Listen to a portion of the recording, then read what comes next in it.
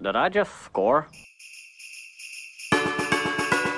In 1957, Dr. Seuss gave birth to the Grinch, a character that represents the whole and traditional than to watch the 1966 animated Grinch special every year around the holidays. Man, the Grinch is a big butt. Yes, not this. Right up there with A Christmas Story, It's a Wonderful Life, Home Alone, Die Hard, or if you live in my house, Emmett Otter's Jug Band Christmas. We're gonna have you drummed out of this business. Kick him, Emmett. But with a classic character and story like the Grinch, there's bound to be more to Hollywood. The Grinch has been reintroduced for generations, and in this case, 2 TV specials and 2 theatrical films. And I'm going to be going over each one and seeing how the Grinch and the legend Dr. Seuss created was later utilized or expanded upon. So let's not waste any more time. These are the other Grinches.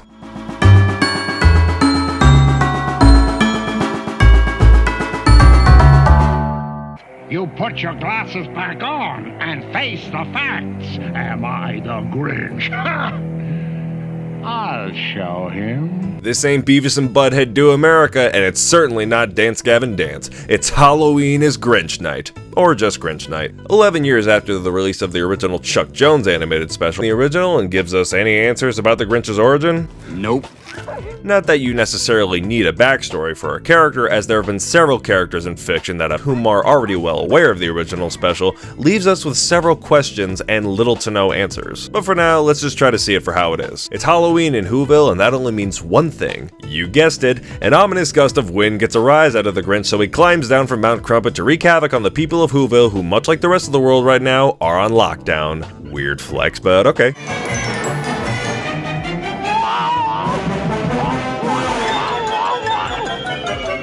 Yeah, basically the people of Whoville get an unnerving storm that automatically triggers the notion that the Grinch is gonna come down from this mountain and terrorize everyone, and apparently it happens every Halloween, so it's basically like The Purge, but the Grinch is like the only one golly dancing musical number.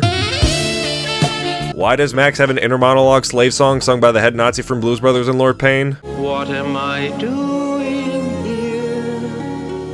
Why am I the slave of this Grinchy old crock? You're a sissy. Sissy boy! Yeah!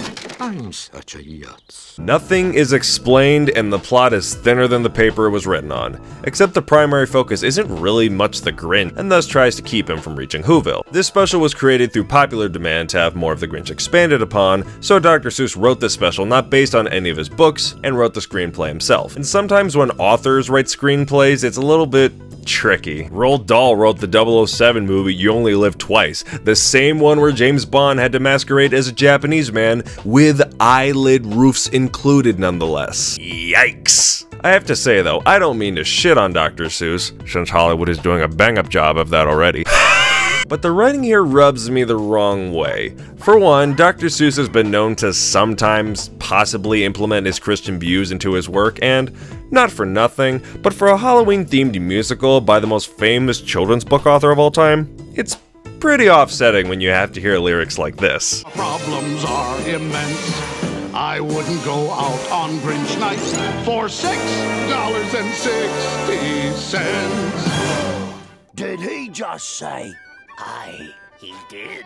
In one of his actual books, would give him the same rep Mel Gibson got for Passion of the Christ. I just compared Dr. Seuss to Mel Gibson, what the fuck? I wouldn't go out on a night like this for $66,600,000 and an extra 66 cents. Oh wait, cut it out! But the writing isn't as imaginative like his usual work. At times it seems Grandpa Josiah?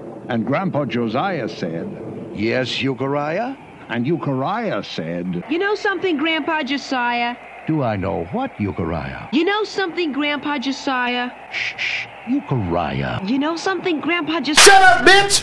it's like Seuss is writing an essay that has to be 5 pages minimum, so he's stretching it out to fill the hole. Plus, the whole special is in rhyme, except sometimes they just stop rhyming for some reason. I have a slight astigmatism. An aptage unequally in different meridians. The animation is actually quite good for the time. It's not as carefully smooth with bright colors like Chuck Jones, but instead more jagged with deep colors, which seems very fitting for a Halloween special. Plus, these exterior shots all look like potential album covers for Dance Gavin Dance. Not for nothing, but if any of them were to see this video, just giving you guys some ideas. Plus, for a made-for-TV special in 1977, it's really damn good. And I'm not even talking about the acid. Oh, what acid? This acid.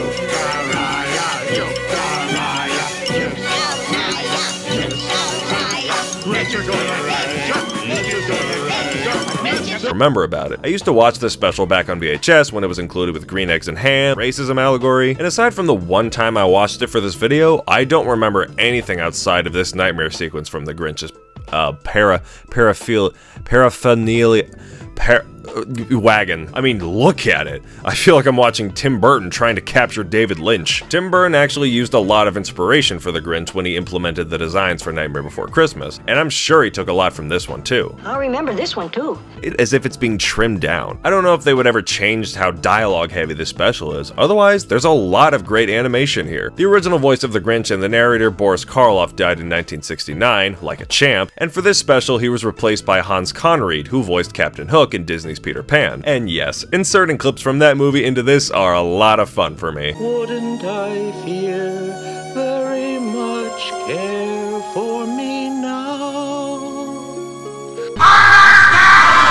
By the end of the special, the storm wears out and the Grinch heads back up the mountain, but Max stays behind with the Who's because Max lives matter. But wait, is this the same Max from the original or a different dog he had? I hate to use theories to try and fill in unexplained details and plot holes, but I'm gonna assume that this Max was an older dog that's about fed up with being mistreated, and the one we see in the original is possibly a younger, newer dog with the same name, kinda like how Ice King's penguins are all named Gunter. That still doesn't explain why he sings. He may be a dog tired of being mistreated by his owner, but he's still a dog. But as far as Grinch Night goes, what it lacks in context, it makes up for it in style. If you're not interested in the plot, or if you're just interested in the special in general, I highly recommend you check it out just for the stunning visuals that give off just the right Halloween vibe. So check that out and see for yourself. That Grinch! That Grinch! Meet the Cat in the Hat. He Grinched the Cat in the Hat. And no, that's not a Smurf euphemism. Although I would be into that. No, but in this special, the Grinch and the Cat in the Hat are spending their days like any other day until they accidentally cross paths and some shit goes down. I deeply deplore any inconvenientalities that I may have caused you, Mr. Greenface. Greenface? For 400 years.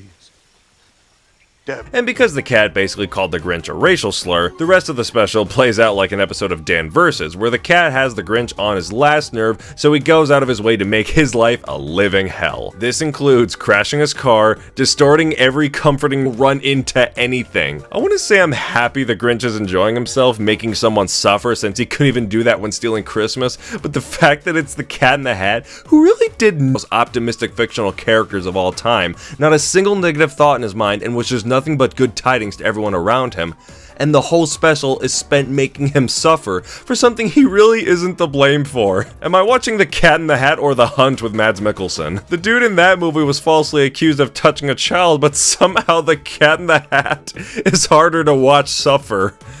And no, Mike Myers getting a nut shot in the cat suit was just Mike Myers getting a nut shot, so it doesn't count. The Grinch this time is voiced by Bob Holt, who coincidentally also died 3 years after this special like Boris Karloff did. Creepy.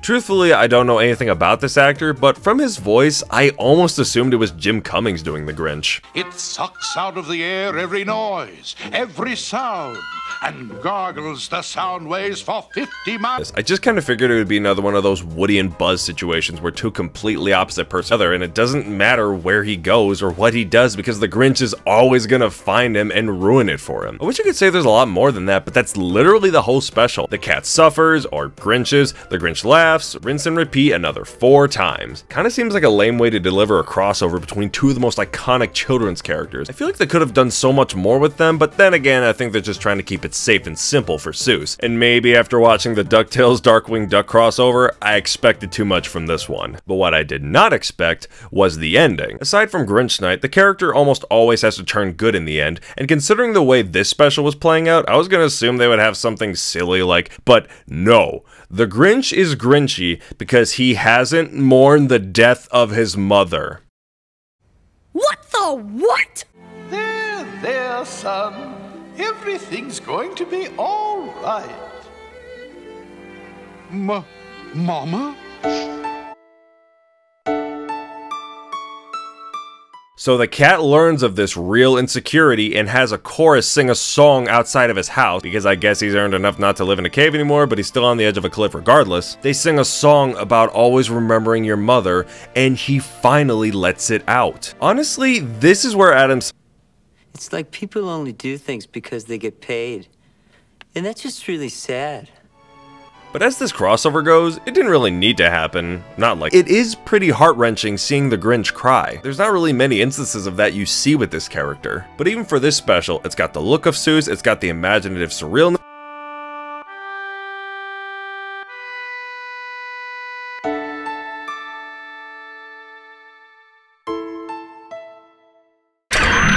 They want to get to know me, do they? They want to spend a little quality time with the Grinch. I guess I could use a little social interaction.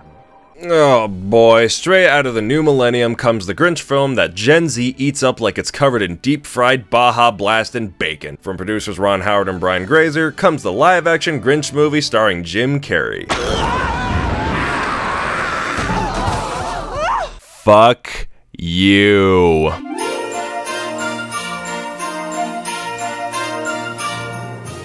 Look, I know a lot of people love this movie, and even I did when I watched it endlessly back in middle school, but after today, this movie can really suck it. Honestly, I shouldn't even look like the Grinch with the incredible makeup by renowned movie makeup artist Rick Baker.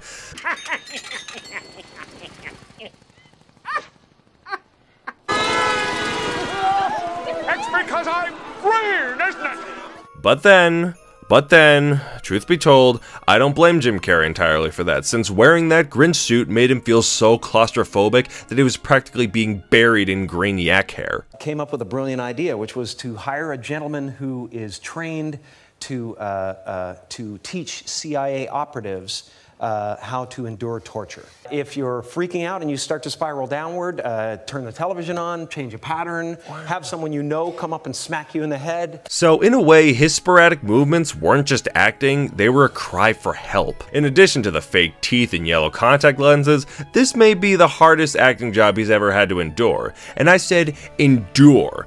That lets you know how serious it is. Jim Carrey also may be the only Grinch who sports a mohawk, and he's surprisingly killing it. What a fucking load this script is. For one, the Who's have been diminished of their symbol of purity and Yuletide goodness from the original, and have become mostly mean-spirited, envious, competitive, straight-up loathsome consumers of Christmas commercialism. That has become the sad truth, like we've entered a completely different universe. Well, I know we have. The movie is ugly. The Who's are without question horrifying to look at, but literally every shot of this movie is at an angle, and it's completely disorienting. I wouldn't be shocked if most people watch this— Silence, you'll break your concentration! She's casting a spell!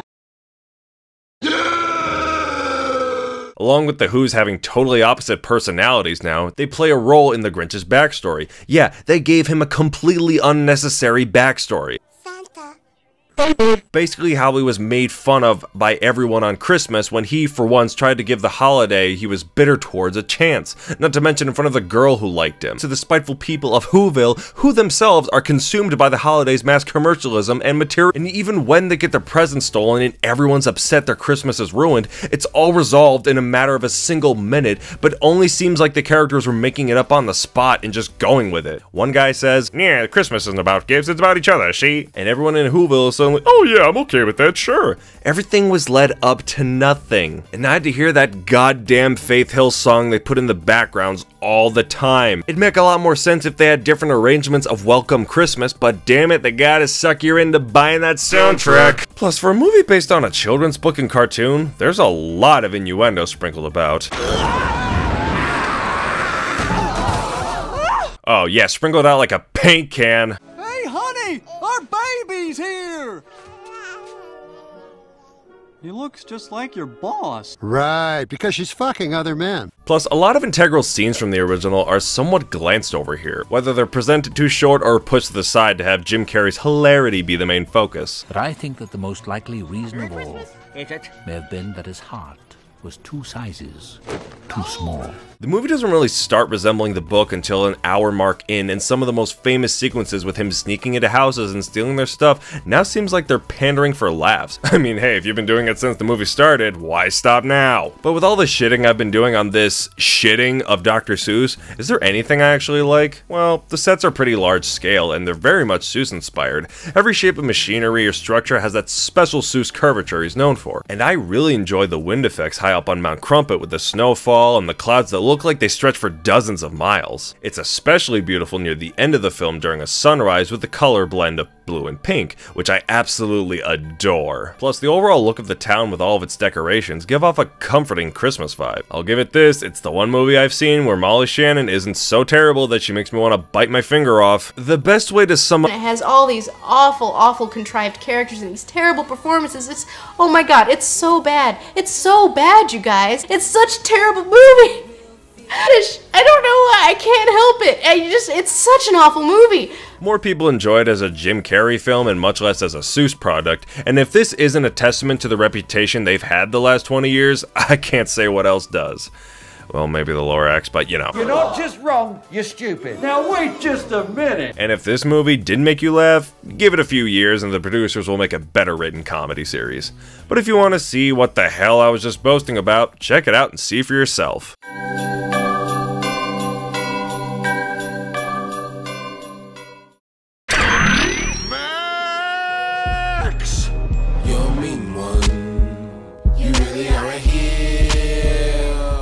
God is Dead and Tyler the Creator did the Grinch soundtrack. Fuck you! Fuck you! Bitch! Fuck you! I'm so glad I took notes for this. After Illumination made bank off of their hypocrisy that was the Lorax film, they tried their hand at Seuss again with 2018's The Grinch starring Benedict Cumberbatch.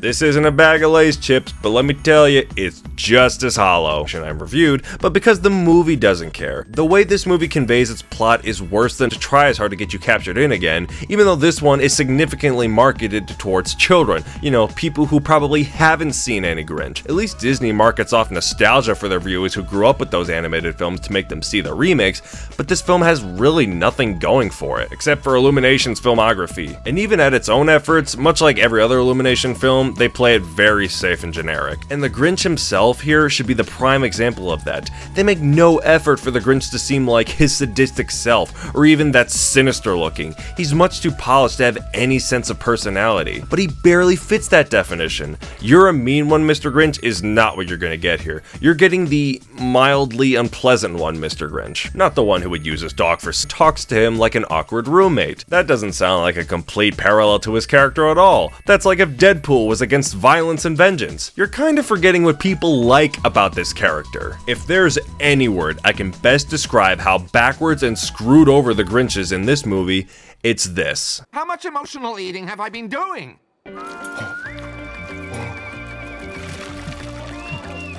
This is the Instagram Grinch. His curvature and aesthetic are polished and brightly lit, so he may as well be an available filter. Everything's so green.